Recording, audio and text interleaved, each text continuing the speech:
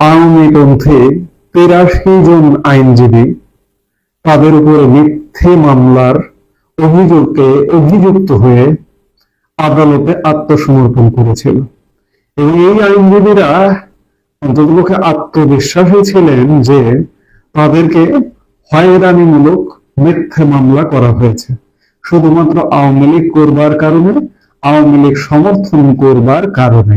এবং সেই সৎ সাহসের জায়গা থেকে তারা আদালতে আত্মসমর্পণ করে জামিন প্রার্থনা করেছিলেন।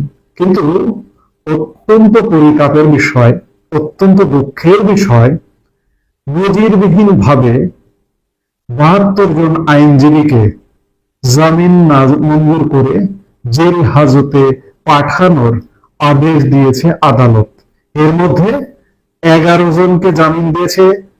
১১ জনের মধ্যে ১০ জন নারী এবং একজন বয়োজ্যেষ্ঠ আইনজীবী ছিলেন। সেই জায়গা থেকে ১১ জন জামিন, ৭২ জন জেল হাজতে পাঠানো। এটি বাংলাদেশের ইতিহাসে তো বটেই, পৃথিবীর ইতিহাসে আইনজীবী যারা আইন পেশায় নিয়োজিত তারা আইনের আশ্রয় নিয়েছেন, তাদেরকে আমাদের এই উপমহাদেশে এমন ঘটনা আছে কিনা, বাংলাদেশে এখন এমন কিছু ঘটনা ঘটছে যেগুলো নজিরবিহীন, যা কখনো ঘটেনি, যে একযোগে ৭২ জন আইনজীবীকে জেল হাজতে পাঠানো হয়েছে, তা আবার মিথ্যা মামলায়, হয়রানিমূলক মামলায়। এই হয়রানিমূলক মামলা কিভাবে হচ্ছে? এই নতুন বাংলাদেশ বলা হচ্ছে, নতুন বাংলাদেশ, গত ৮ মাসের নতুন বাংলাদেশে রীতিমতো মামলা বাণিজ্য হচ্ছে। আপনি বিরোধী শক্তি, আপনি আওয়ামী লীগ সমর্থক, কিংবা আপনি আওয়ামী লীগও করেন না, যে কারো প্রতিহিংসার শিকার, আপনার নামে মিথ্যা মামলা দেওয়া হচ্ছে। এবং পুলিশও সমানে মিথ্যা মামলা বাণিজ্য করছে। পুলিশের এক শ্রেণী, পুলিশ বেশিরভাগ 80% এখন পর্যন্ত বাস্তব অবস্থা হচ্ছে পুলিশ নিষ্ক্রিয়, তাদের মনোবল ভেঙে চুরমার করে দেওয়া হয়েছে। এই মনোবল ভাঙা থেকে তারা কাজে নেয়। কিন্তু 20% যারা দাপিয়ে বেড়াচ্ছে, সুবিধাবাদী এবং ধান্দাবাজ যাকে বলে, তারা মামলা বাণিজ্য করে হয়রানি করছে। সেই জায়গা থেকে আদালতের এই ঘটনাটি নিঃসন্দেহে দৃষ্টান্তমূলক। কারণ এই আইনজীবীরা তারা জানেন যে তাদের নামে মিথ্যা মামলা, তারা আত্মগোপনে না গিয়ে সৎ সাহসের সাথে আদালতকে ফেস করেছেন। কিন্তু আদালত কি করলো? আদালত তাদেরকে জেল হাজতে পাঠালো। আরেকটি ঘটনা গতকালকে ঘটেছে ঢাকা শহরে। ঢাকা মহানগর দক্ষিণ আওয়ামী লীগের সাবেক সাধারণ সম্পাদক শাহে আলম মুরাদের নেতৃত্বে ঢাকা মহানগর দক্ষিণ অঞ্চলের গুলিস্তান এলাকায় একটি ঝটিকা মিছিল অনুষ্ঠিত হয়েছে গতকাল সকালে।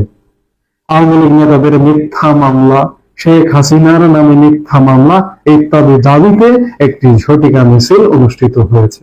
এভাবে ঝটিকা মিছিল হচ্ছে কেন? এটি শুধু ঢাকা মহানগরে নয়, বাংলাদেশের বিভিন্ন জায়গায় বিচ্ছিন্নভাবে কিন্তু এখন নিয়মিত ঝটিকা মিছিল হচ্ছে। এই ধরনের কর্মকাণ্ড সংগঠিত হতে শুরু করেছে।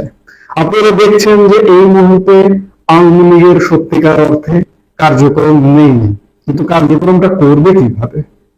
কার্যক্রম করতে গেলেই আপনি কোনো অপরাধী নন, আপনি কোনো নিষিদ্ধ সংগঠন নন, আপনি শান্তিপূর্ণ একটা আন্দোলন করছেন, শান্তিপূর্ণ সভা করছেন, সেমিনার করছেন, এমনকি স্বাধীনতা মুক্তিযুদ্ধের স্লোগান, জয় বাংলা স্লোগান দেবার কারণে কিছু অপরাধী পুলিশ, কিছু দুষ্ট পুলিশ, শয়তান পুলিশ গত স্বাধীনতা দিবসের দিন স্মৃতিসৌধ থেকে কিছু আওয়ামী লীগ নেতাকর্মীকে গ্রেপ্তারও করেছে। এটি সম্পূর্ণ নিয়ম বহির্ভূত জয় বাংলা স্লোগান। যে পুলিশ গ্রেপ্তার করেছে সেই পুলিশকে স্বাধীনতা মুক্তিযুদ্ধের চেতনায় লালিত, নাকি বাংলাদেশ বিরুদ্ধ শক্তির পুলিশ? সেই পুলিশ গ্রেপ্তার করেছে। কাজেই আওয়ামী লীগ নেতা কর্মী এরা আসলে এক প্রকার দেয়ালে পিঠ থেকে যাবার মতো উপক্রম হয়েছে। আওয়ামী লীগ নেতা কর্মীর উপরে গত ৮ মাসে নির্যাতন, অত্যাচার, এটি নজিরবিহীন। আওয়ামী লীগ নেতা কর্মীর বাড়িঘর, ব্যবসা বাণিজ্য যেভাবে হামলা করা হচ্ছে, এখন পর্যন্ত হচ্ছে টেল নাও, এবং আওয়ামী লীগ নেতা কর্মীদের হত্যা করা হয়েছে, আহত করা হয়েছে, যার কারণে আওয়ামী লীগ নেতা কর্মীর কিন্তু দেয়ালে পিঠ থেকে গেছে। এই পিঠ ঠেকা থেকে আর খুব বেশি দিন দাবায় রাখা যাবে না, চাপায় রাখা যাবে না, খুব শীঘ্রই ফুসে উঠবে। আমরা সেই আলামত কিন্তু চারিদিকে পাচ্ছি। সারা দেশের নেতা কর্মী ফুসে উঠবে। কতজনকে গ্রেফতার করবে? গ্রেফতার করে তো পারবে না। একটা সরকার, একটা রাজনৈতিক দল বা একটা সংঘবদ্ধ গোষ্ঠী যদি ঐক্যবদ্ধ হয়, কতজনকে গ্রেফতার করবেন? এখনই জেলখানায় ধারণ ক্ষমতার অতিরিক্ত হয়ে গেছে। আমি এর আগেও বলেছি, আবারও বলছি, বাংলাদেশে 68 জেলখানায় মাত্র 42,500 বন্দি ধারণ ক্ষমতা আছে, কিন্তু সেই বন্দি 70,000-এর উপরে ঊর্ধ্বে চলে গেছে। যদিও বর্তমান এই সরকারটি অনেক দাগী আসামিকে জামিন দিয়ে বের করে দিয়েছে, শীর্ষ সন্ত্রাসীকে জামিন দিয়ে বের করে দিয়েছে, জঙ্গিদের বের করে দিয়েছে। এই বের করে দেবার কারণটা হচ্ছে যে যারা আওয়ামী লীগপন্থী তাদেরকে গ্রেপ্তার করবে, কিন্তু গ্রেপ্তার করতে করতে ভুলিয়ে ফেলেছে এক অপারেশন ডেভিল হান্টে 30,000-এর উপরে আওয়ামী লীগের নেতা কর্মীকে গ্রেপ্তার করেছে। আর কত গ্রেপ্তার করবে? আর আসলে গ্রেপ্তার করবার মতো অবস্থা নেই। এই গ্রেপ্তার করতে করতে সর্বোচ্চ 1 লাখ ধারণ ক্ষমতার বেশি তো রাখা যাবে না। এখনই গাদাগাদি অবস্থা, তাহলে আরো 30,000 যদি যুক্ত হয় তাহলে তো ভয়াবহ অবস্থা হবে।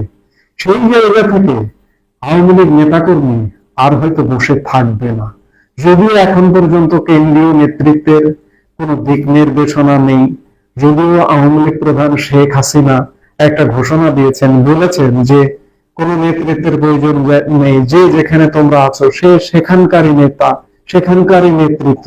কিন্তু তারপরেও বলবো যে আওয়ামী লীগ নেতৃত্বকে বলবো, আওয়ামী লীগ প্রধান শেখ হাসিনাকে বলবো যে অন্তত পক্ষে বাংলাদেশে এই যে নেতা কর্মীরা খানিকটা হতাশায় নিমজ্জিত, সঠিক দিক নির্দেশনা আসলে তাদের মধ্যে নেই। এই দিক নির্দেশনা, টাইম টু টাইম দিক নির্দেশনা দেওয়ার জন্য হলেও অন্তত পক্ষে একজন মুখপাত্র, দলের প্রধান, দলীয় প্রধান হিসেবে শেখ হাসিনা আপনি থাকুন। কারণ আপনার নেতৃত্বের বাইরে বাংলাদেশ আওয়ামী লীগ এখনো এবং আগামী কত বছরে যে মাইন্ডসেট গড়ে তুলতে পারবে যে শেখ হাসিনা ছাড়া আওয়ামী লীগ, এটি এখনো পর্যন্ত ভাববার কোনো অবকাশ নেই। এটি অবাস্তব ভাবনা। আপনি আপনার নেতৃত্বে থাকুন, আপনি বিদেশ থেকে নির্দেশনা দিন। বিদেশ থেকে রাজনৈতিক দল বাংলাদেশে পরিচালিত হচ্ছে, যেমন বিএনপি বিদেশ থেকে সম্পূর্ণ বিদেশি নির্দেশনায় পরিচালিত হয়। সেই জায়গায় বাংলাদেশের আওয়ামী লীগ আপনি বিদেশ থেকে পরিচালনা করতে পারবেন। সেই জায়গায় অন্তত পক্ষে একজন মুখপাত্র দিলেন, তাকে গ্রেফতার করলো, আরো 5 জন বিকল্প রেডি রাখুন। তার অনুপস্থিতিতে একজন যাকে দিলেন, তার অনুপস্থিতিতে 2 নম্বর দায়িত্ব পালন করবে, 2 নম্বরের অনুপস্থিতিতে 3 নম্বর দায়িত্ব পালন করবে, 3 নম্বরের অনুপস্থিতিতে 4, 4-এর অনুপস্থিতিতে 5, আবার 5 জন অনুপস্থিত হয়ে গেল, আবার 5 জনের প্যানেল করুন। এইভাবে অন্তত পক্ষে আওয়ামী লীগকে বাঁচিয়ে রাখবার ব্যবস্থা করুন। আর বাঁচিয়ে রাখবেন অবশ্যই, কিন্তু সারা দেশের নেতা কর্মীকে আর হয়তো দাবিয়ে রাখা যাবে না। খুব শীঘ্রই ফুসে উঠবে, বেরিয়ে পড়বে।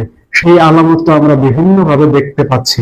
ঢাকা মহানগর দক্ষিণে ঝটিকা মিছিল হয়েছে, এটি শুধু একটি নয়, ঢাকায় বিভিন্ন সময়ে এই গত 7-8 মাসে কিন্তু মিছিল হয়েছে। বাংলাদেশের বিভিন্ন প্রান্তে কিন্তু মিছিল হয়েছে, মিছিল হচ্ছে প্রতিনিয়ত।